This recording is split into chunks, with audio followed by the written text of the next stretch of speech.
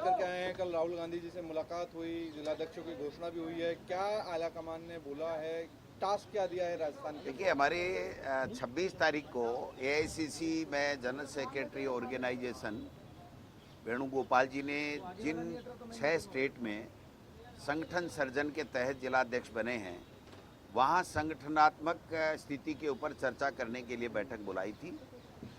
वहाँ पर जो चर्चा हुई उसमें राजस्थान का संगठन अच्छे तरीके से बना है, उन्होंने खुशी जाहिर की। और अभी जो जिलाध्यक्ष बने हैं, ये जो जिला कांग्रेस कमेटी की कार्यकारिणी है सबकी दोबारा बनेगी, पुनर्गठित होगी, या जो नए जिले बने हैं उनकी नई जिला कांग्रेस कमेटी की कार्यकारिणी बनेगी। तो हमसे समय पूछा था, हमने कहा था हम 15 दिन के अंदर सभी जिला कांग्रेस कमेटियों की कार्यकारिणी बना देंगे। तो हम 15 जनवरी से पहले पहले सभी जिला कांग्रेस कमेटियों 49 में से एक का अभी जिला कांग्रेस कमेटी के अध्यक्ष का फैसला होना बाकी है, पार्टी हाईकमान के पास में पेंडिंग है, तो बनाएंगे। बीएलए हमने बना दिए और जो बूथ बढ़ा दिए 52,000 से ज़्यादा 61,000 कर दिए, तो उनके लिए बीएलए और बनाने की प्रोसेस हमने चालू कर दिया है। वो विदिन 7 डेज 7 दिन के अंदर अंदर हम 61,000 चुनाव आयोग में हमारे बीएलए रजिस्टर्ड करा देंगे। मैं समझता हूँ कि ये बहुत बड़ा एक टास्क है जो किसी स्टेट ने पूरा नहीं किया होगा, न बीजेपी ने किया न और किसी ने किया, हमने ये पूरा किया है। तो इसके लिए भी हमें शाबाशी मिली है।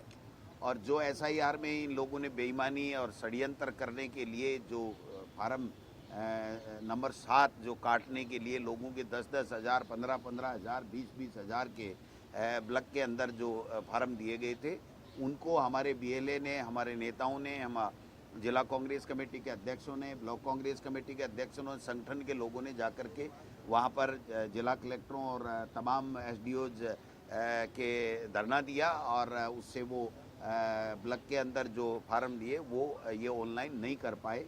तो मैं समझता हूँ कि अभी भी हमारे बीएलए के लिए बहुत काम करने के लिए ज़रूरी ये है कि जो चुनाव आयोग, राज्य निर्वाचन आयोग जो पंचायत राज के चुनाव करा रहा है, वो वोटर लिस्ट से 2025 की वोटर लिस्ट से करा रहा है। 7 तारीख तक दावे और आपत्तियां नाम जोड़ने, घटने और संशोधन होने की उसमें तारीख है।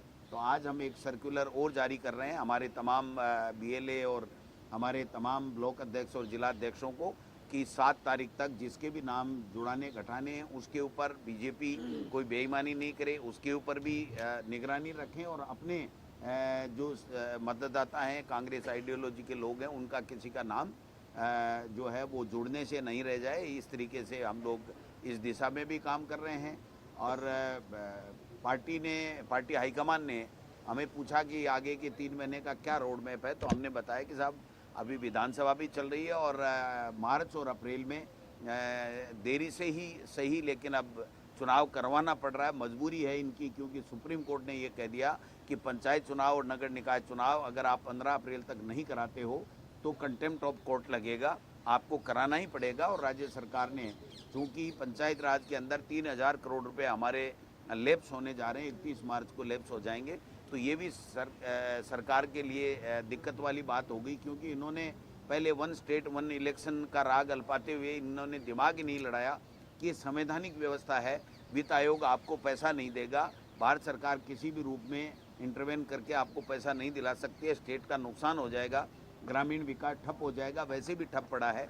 तो मैं समझता हूँ कि इनको चुनाव कराने पड़ेंगे। तो ये मार्च और अप्रैल में हम चुनाव कराएंगे, और नए लोगों को विशेषकर जो हमने कमिटमेंट किया है पार्टी हाईकमान के साथ में, वो ये किया है कि जो पंचायत राज और नगर निकाय के चुनाव में हैं उसमें ज़्यादा से ज़्यादा नए युवा लोगों को मौका दिया जाए, और कम से कम लोगों को, कोई विशेष जो एक्टिव है पॉलिटिक्स में वही परिवार का आदमी चुनाव लड़े, बाकी परिवार का आदमी चुनाव कम से कम लड़े, कार्यकर्ताओं को मौका मिले। ये बात वहाँ पर पे हमने कह करके और हमारा निवेदन हमने हाईकमान को किया है।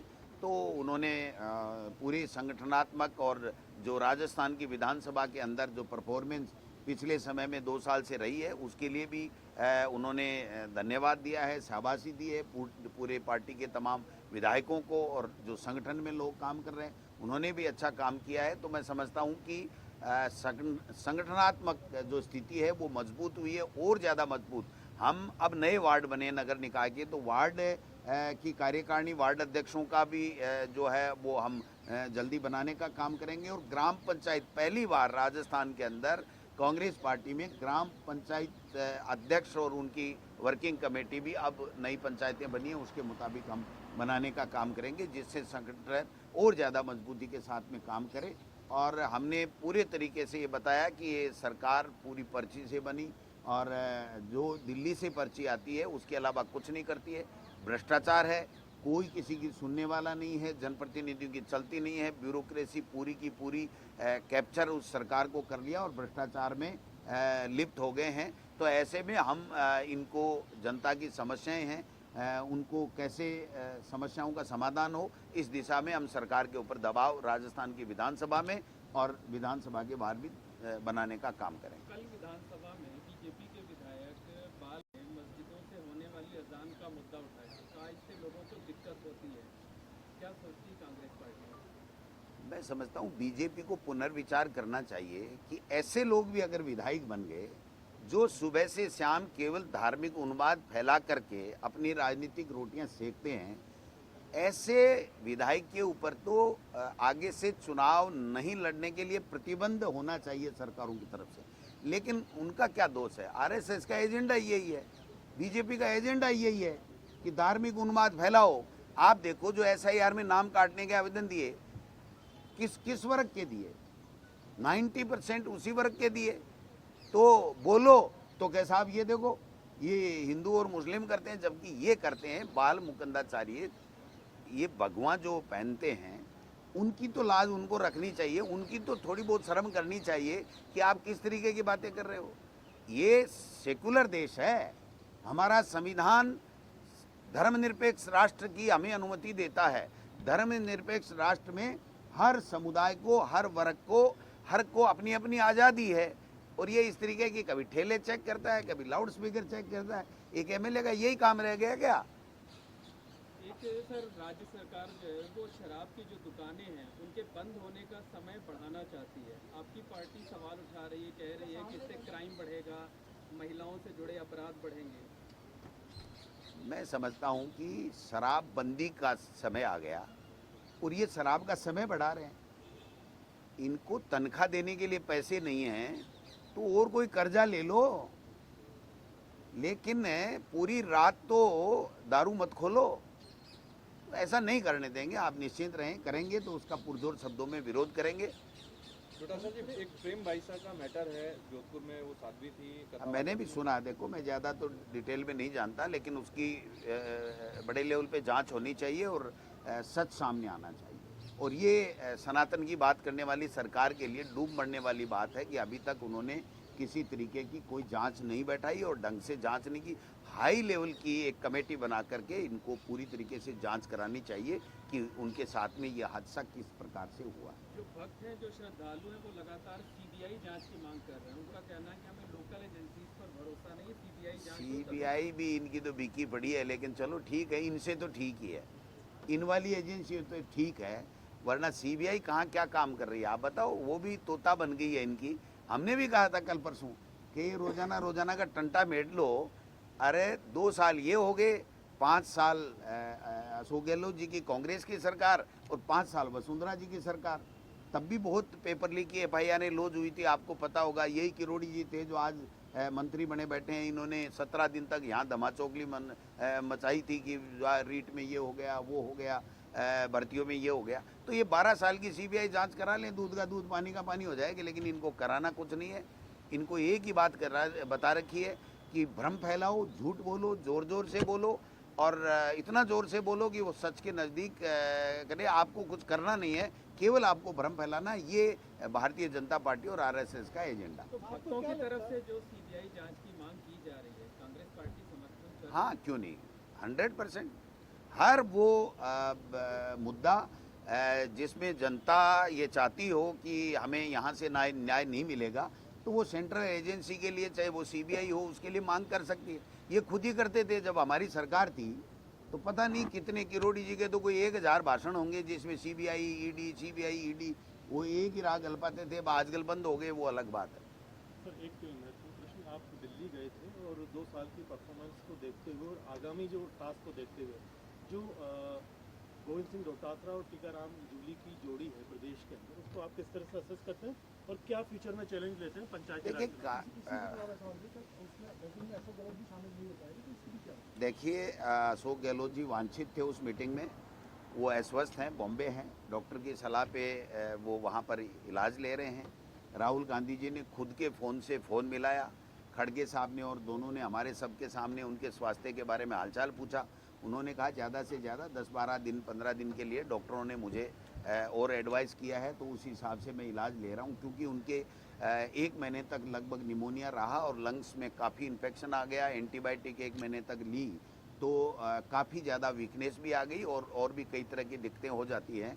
तो मैं समझता हूँ कि वो हमेशा बॉम्बे के डॉक्टरों से ही इलाज लेते हैं, तो उनके हिसाब से उनकी गाइडेंस में वो लोग बाग चल रहे हैं। मैं समझता हूँ कि पार्टी हाईकमान ने राजस्थान में जो जूली जी, मैं या जितने भी लीडर हैं, वो सब एकजुटता के साथ में राजस्थान के अंदर कांग्रेस को मजबूत कर रहे हैं और बीजेपी की सरकार को घेरने का काम कर रहे हैं। इसके लिए पूरे संगठन और सब लोगों की पीठ, कांग्रेस के तमाम नेताओं की पीठ थपथपाई है और आगे के लिए पंचायत राज चुनाव में हम नए लोगों को लेकर के आएँ और ज़्यादा से ज़्यादा कांग्रेस पार्टी जीते, इस दिशा में हमने उनसे कमिटमेंट किया है। उन्होंने कहा कि ठीक है आप चलिए, और आगे उसके बाद में भी रोड बैक ये तय किया है हाईकमान ने कि 6-6 महीने से क्या प्लान प्रदेश कांग्रेस कमेटियां, तमाम प्रदेश कांग्रेस कमेटियां, एक की बात नहीं है, वो किस तरीके से आगे प्लान लेकर के कांग्रेस को मजबूती के लिए काम करती है, कांग्रेस को वापस जिन स्टेट्स में नहीं है वहाँ पर कैसे वापस आए, इस दिशा में काम कर रहे हैं। तो ये एक सतत प्रक्रिया की बात उन्होंने की है, लेकिन उन्होंने प्रदेश के कांग्रेस का जो वर्कर, जो नेता, जो संगठन, जो विधानसभा में विधायक, MP जो भी काम कर रहे हैं, उनके ऊपर पूरी तरीके से संतुष्टि जताई। ठंड के मौसम में बेमौसम की बारिश हो रही है, तो किसानों का काफ़ी नुकसान हो रहा है, लगातार अभी भी बारिश हो रही है। इस सरकार की गलत नीतियों के कारण से भी किसान परेशान है, और ऊपर से ये ओलावृष्टि मैं समझता हूँ कि किसान को बर्बाद कर रही है। लेकिन इन सरकार के प्राथमिकता में किसान, गरीब और उनकी समस्याएं हैं ही नहीं।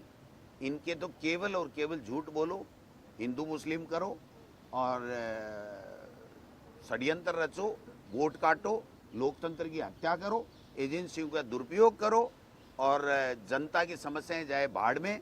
इनके जेब में टका आना चाहिए, इनका काम उल्लू सीधा होना चाहिए। ये जो नीति है, मैं समझता हूँ ये प्रदेश के लिए खतरनाक है, इसका हम लोग विरोध करेंगे। किसानों की समस्याओं को आपको उठाएंगे 100%। पहले भी आपने देखा 4-5 दिन का सदन था, उसमें भी किसान के लिए हर मुद्दे पे उठाया। तो मैं समझता हूँ कि किसान के जो अतिवृष्टि के कारण से नुकसान हुआ, उसमें भी इन्होंने भेदभाव किया, उस मुद्दे को भी हम लेंगे।